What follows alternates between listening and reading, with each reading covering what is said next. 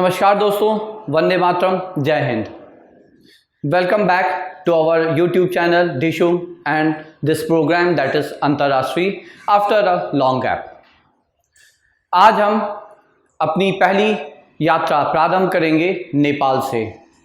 नेपाल पे हमने पहले भी कुछ वीडियोस बनाए हैं, उनका भी रेफरेंस हम लोग यहाँ पे लेंगे। नेपाल में पिछले कुछ दिनों पूर्व या आप कहें एग्जैक्टली बुद्ध पूर्णिमा वाले दिन, जिस दिन गौतम बुद्ध की जन्म तिथि मानी जाती है, उस दिन भारत के प्रधानमंत्री श्री नरेंद्र मोदी जी ने नेपाल की एक दिवसीय यात्रा उन्होंने की।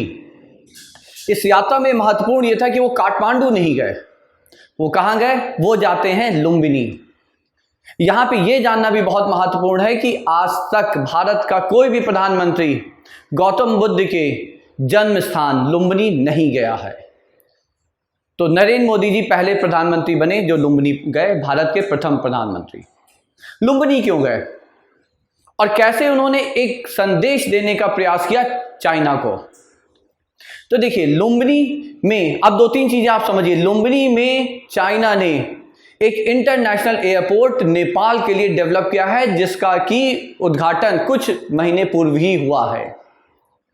इसमें लगभग नेपाल ने 76 मिलियन या लगभग मान लीजिए 80 मिलियन डॉलर का इन्वेस्टमेंट किया है। और नेपाल में सिर्फ दो ही इंटरनेशनल एयरपोर्ट हैं, एक त्रिभुवन इंटरनेशनल एयरपोर्ट काठमांडू में और एक दूसरा ये है, बाकी अभी अंडर डेवलपमेंट है। तो चाइना ने इन्वेस्ट किया है।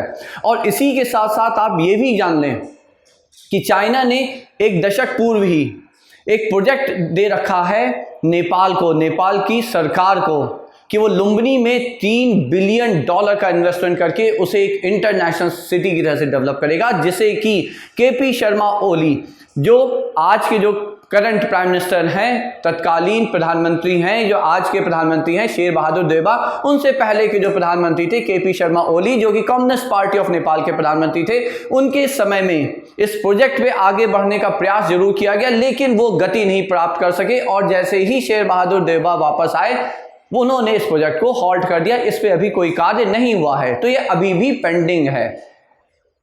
तो लुम्बिनी और लुम्बिनी के चलते या उस रास्ते से चाइना अपनी पकड़ नेपाल में बनाना चाह रहा है, अपनी पैठ मजबूत करना चाह रहा है। और नेपाल वर्षों से, दशकों से भारत का बहुत ही करीबी मित्र रहा है।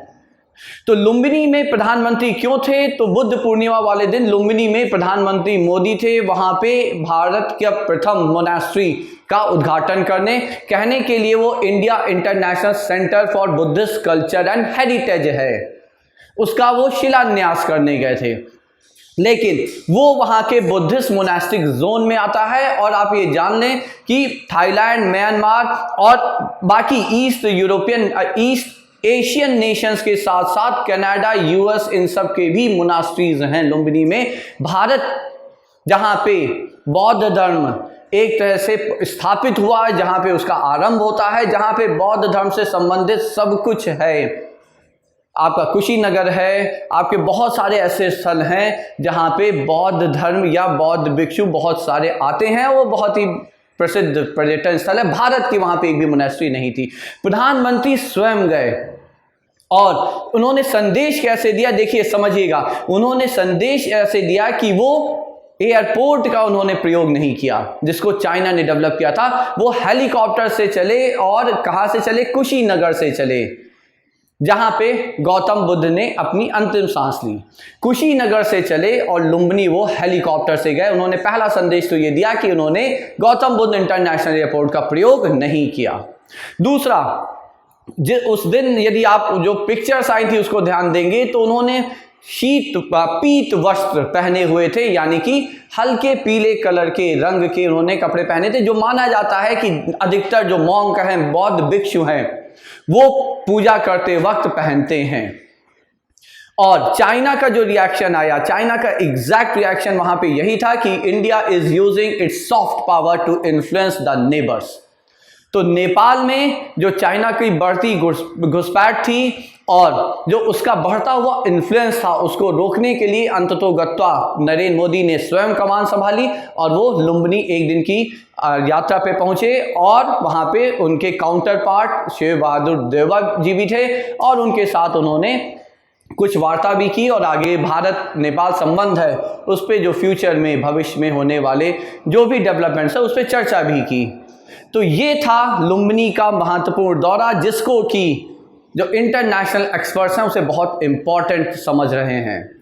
यहाँ पे आप ये समझिए कि धीरे धीरे चाइना जैसे जैसे अपना इन्फ्लुएंस भारत के चारों तरफ बढ़ाने का प्रयास कर रहा है, पाकिस्तान में वो मिलिट्री आउटपोस्ट की उसने परमिशन मांगी है। ये बहुत महत्वपूर्ण है फ्रेंड्स यहाँ पे जानना कि पाकिस्तान में पाकिस्तानी सरकार से चाइना ने अपने कुछ मिलिट्री आउटपोस्ट रावलपिंडी जो कि भारत के बॉर्डर के करीब है या इस्लामाबाद लाहौर में बनाने का परमिशन मांगी है।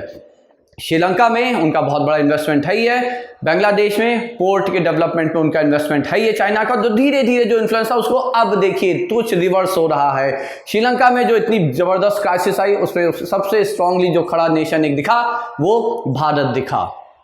बांग्लादेश ने चिट्टागांव पोर्ट, जो पोर्ट है चिट्टागांव, उसको भारत को प्रयोग करने की अनुमति दे दी है। और नेपाल में भारत ने अपनी सॉफ्ट पावर या जो अपना सांस्कृतिक संबंध, जो प्राचीन सांस्कृतिक संबंध, धार्मिक संबंध है नेपाल के साथ, उसका प्रयोग करके नेपाल के साथ संबंध सुधारने का और प्रगाढ़ बनाने का प्रयास प्रारंभ कर दिया है दोस्तों। तो ये था आज की चर्चा जिसपे हम लोगों ने नेपाल पे चर्चा की। तो चलिए अगले वीडियो में किसी और मुद्दे पे हम लोग चर्चा करेंगे दोस्तों। नमस्कार।